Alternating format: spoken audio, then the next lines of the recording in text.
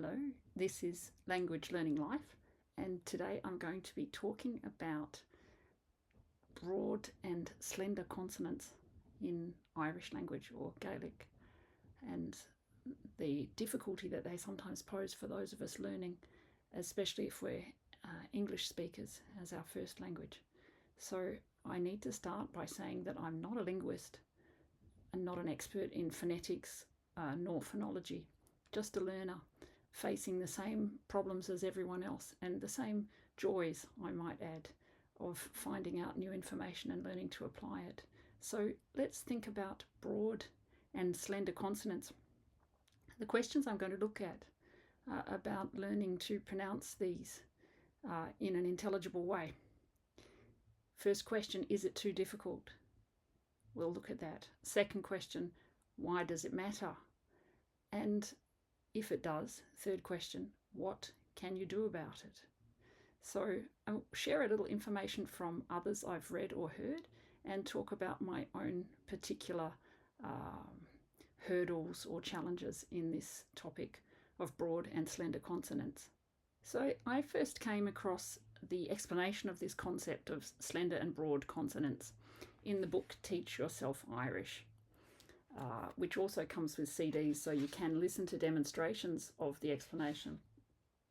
And near the beginning of the book, it says slender and broad consonants. Every Irish consonant has two values, traditionally called slender and broad. So there are two L's, a slender L and a broad L, two T's, a slender T and a broad T, and so on. And it then goes on to explain the ways in which you might hear the differences. And essentially, a lot of it depends on where it's pronounced in your mouth, where you're positioning your tongue and so on. It sounds like it would be really difficult to get the difference, but you can actually hear a lot of the difference when you listen, especially to native speakers.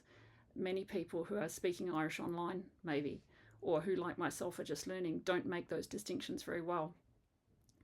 So it could be difficult if you've never heard the difference. However, we do have something like this in the English dark L and light L. We don't often hear about that unless we're reading linguistics or something, but we actually quite often make that difference depending where you live and where your English comes from. So we don't necessarily pay attention because the difference doesn't change the meaning. But for instance, the L that we use at the beginning of a word like is different from the one, at least in Western Australia where I live, at the end of pool or coal. Almost sounds like a W. So that's a dark L. And the one at the beginning is a light L. There are various different terms used for this. As I say, we don't really make a difference in meaning, although it can, just on the rare occasion, create misunderstanding if you're heard by someone who comes from somewhere else or you're in a new place. To other people who come from the same place, they'll be more used to the way you say it. Even within Australia, you can hear differences between, say, Western Australia and people who speak Australian English from the eastern side of the country. This is often denied or refuted, saying that there are not different ways of speaking or not significant ones, but they're very noticeable if you come from the less populous side of the country and are not the majority that are heard on television or radio. So there is a distant possibility of misunderstanding. You can hear the difference between someone saying school and pool and someone saying school or pool, but we tend to still know what each other means. We don't use them to distinguish in meaning. In Irish, they are used, the broad and the slender, of not just L, but other consonants too, to make different meanings. So you could end up with a very embarrassing misunderstanding. Is it too difficult to learn to make this distinction? Well, perhaps less so if you're a close listener. It is partly about training yourself to listen, and I'm not saying I've perfected this. I find some of the differences much harder to hear. I can hear the difference between a broad R and a slender R, so rev or auberge. But perhaps the difference between broad and slender N sometimes is harder for me to hear. There are things I have to work on, but I guess it's being conscious that there is a difference and looking or listening out for it. We can, especially if we've been monolingual for a long time, it's different for those, I think, who grow up with multiple languages, become fixated on the sounds of our own language. That means difference tends to whoosh past us. A former teacher of mine talked about something called auditory ossification. I don't know if that's actually a technical term or something they invented themselves or got from somewhere, but they were essentially referring to the idea of the hardening of your attachment, especially as you grow older, to the sounds of your own language, such that it becomes more difficult for you to hear that another language has a different sound or somebody's not pronouncing something the way you think they are. So it's about noticing difference. Is it too difficult? Well, you could argue, since native speakers can do it, and that's not an inborn thing, we don't inherit the ability to speak something, that it's theoretically possible for others to do, even if not native speakers. Okay, so why does this matter? I guess you'll find a lot of people saying that if it's this complicated, it's going to put a lot of people off learning Irish if they think they have to focus on this. Well, we don't have that attitude when it comes, or not so much when it comes to learning other languages. Maybe it's because this is such a minority language, spoken as a native language by so few now. But to me, that seems all the more reason to try and get it right, to try and allow something to continue to live and breathe with all its knowledges, all the things it carries with it. We shouldn't let difficulty stop us trying to learn. And it's true that a lot of language learning is just throwing yourself into something and having a go, as we say here, just doing it whether you've got it right or wrong. There is an element of that in all language learning, and it's really important.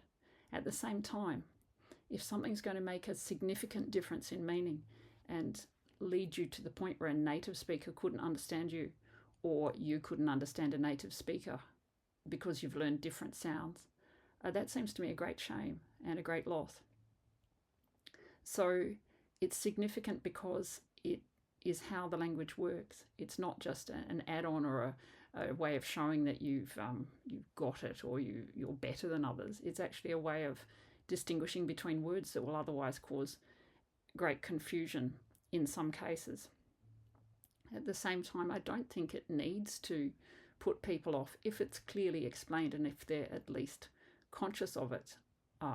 Because of reading it in the Teach Yourself Irish book, I've been conscious of the difference from the beginning of when I started learning, but not always necessarily able to hear the difference, which is why listening to, whether it's sound files, CDs, videos, or whatever of native speakers has become more and more important to me. I mentioned in another video watching Ros Naroon, the, again, not pronounced very well there with the broad and slender consonants, Ros Naroon. It's so easy to lapse into an English way of approaching a word that, there's a mix of speakers on there, some native and some not. And if you listen long enough and keep coming back, eventually you find you can actually tell who is a native speaker and who isn't.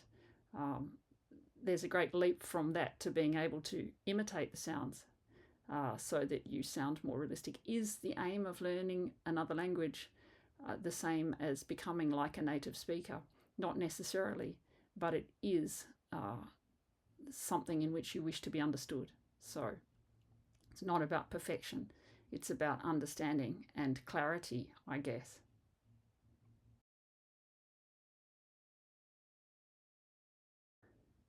All of that, listening to native speakers, whether in real life on YouTube or through finding a tutor, not so easy to do with people who are actually native speakers, is part of what we can do about it if we wish to take up this challenge of hearing the difference in pronunciation between the broad and the slender consonant. You can also, of course, practice differentiating words by repeating them after a recording. I have a textbook called Learning Irish, about which I'll probably do a separate review. It's the one I'm currently using and finding very helpful, but I won't go into that too much here, except to say that right at the very beginning, it actually has, with the sound recording, sets of pairs of words to help you hear the difference.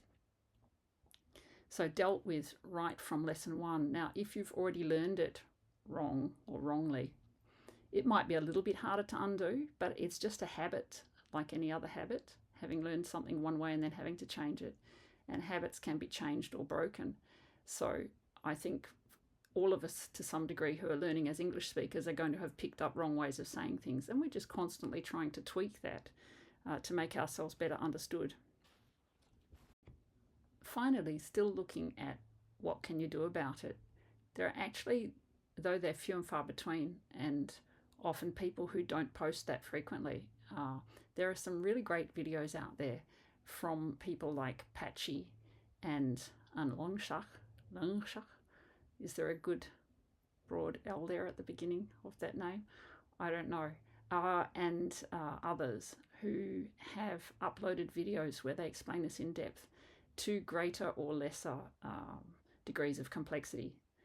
But you can really get a good feel for what they're talking about if you can persist with those videos. I've found them really invaluable and keep going back to them.